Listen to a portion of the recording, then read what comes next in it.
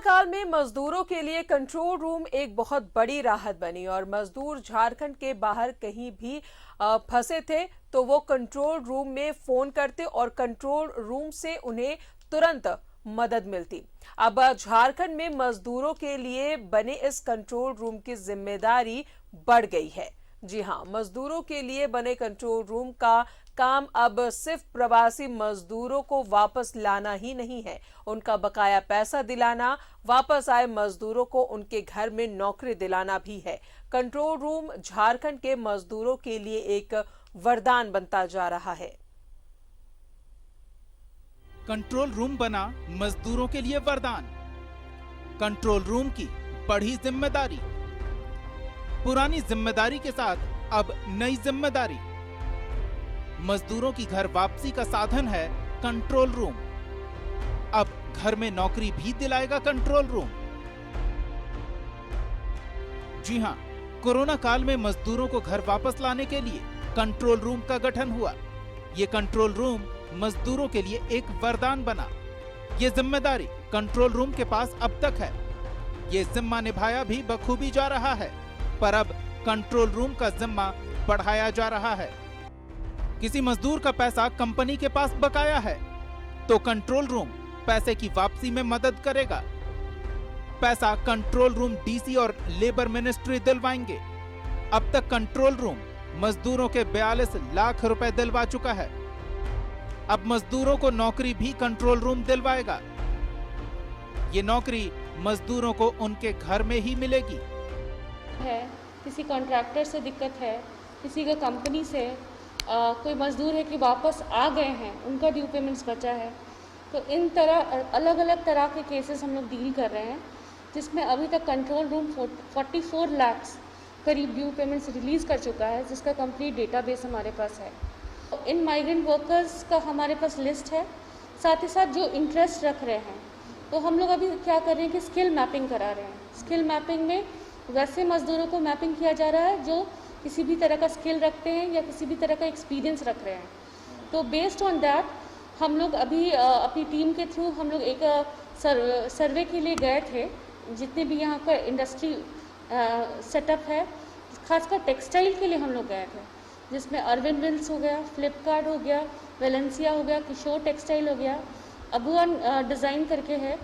ये सारे फैक्ट्रीज़ में हमने एक राउंड विज़िट किया है और उसमें क्या क्या एम्प्लॉयमेंट अपॉर्चुनिटीज़ हो सकती है, उस चीज़ का मैपिंग किया है हमने। सारे केसेस जैसे कम से कम मेरे रहते हुए मैंने 4-5 केस तो खुद डील किया है।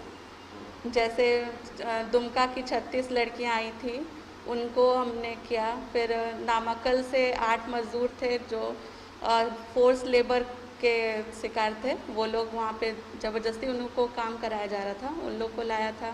कंट्रोल रूम प्रवासी मजदूरों की स्किल मैपिंग कर रहा है, फिर उन्हें उनके ट्रेड के हिसाब से रजिस्टर्ड कंपनियों में नौकरी मिलेगी।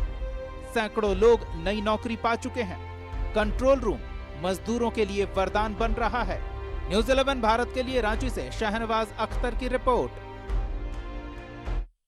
और ज्यादा जानकारी ले सहयोगी शहनवाज अख्तर हमारे साथ है। शहनवाज, ये अच्छी खबर है कि जो प्रवासी मजदूर हैं उन्हें ना सिर्फ कंट्रोल रूम वापस लाएंगे बल्कि उनके बकाये को भी दिलाने की पूरी कोशिश की जाएगी।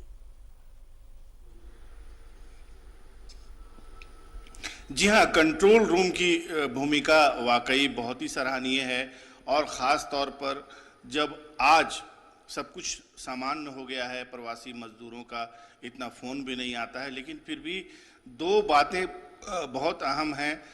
अगर किसी मजदूर की किसी स्टेट में मौत होती है, यहाँ तक कि दुबई तक में किसी की मौत हुई, सऊदी अरब तक में किसी की मौत हुई, अगर कंट्रोल रूम और लेबर डिपार्टमेंट को इसका पता चला, उसका कुल्लू लेता है, वहाँ के मिनिस्ट्री से एक्सटर्नल अफेयर्स मिनिस्ट्री से भारत सरकार के बाकायदा संपर्क करके उसकी डेड बॉडी को यहाँ मंगवाया गया है। ऐसे बहुत सारे मामले हुए हैं, बहुत सारी नज़ीर ऐसी है।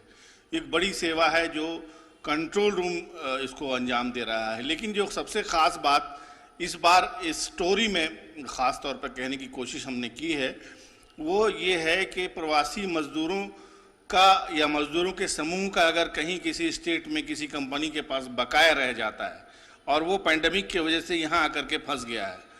तो कंट्रोल रूम वहाँ के लेबर इंस्पेक्टर से, वहाँ के डीसी से संपर्क करके बाकायदा वकीलों का हेल्प लेकर के उनका बकाया तक दिलवाता है और किसी का पैसा मरता नहीं है।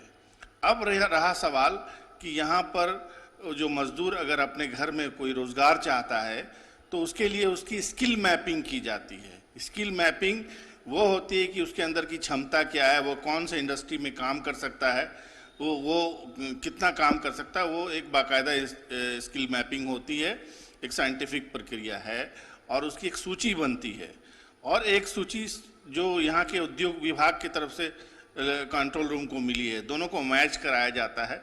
अगर किसी को टेलर की ज़रूरत है, किसी को कटिंग मास्टर की ज़रूरत है, किसी को पेस्टिंग कॉलर पेस्टिंग करने वाले की ज़रूरत है, किसी को पैकेजिंग में कोई अच्छा हैंड चाहिए, तो दोनों को मिलान करवा देते हैं और दोनों की जो कॉन्ट्रैक्ट होता है उसको सुपरवाइज करके एक बाकायदा एक लीगल रूप दे दिया जाता है ताकि आगे कोई विवाद ना हो।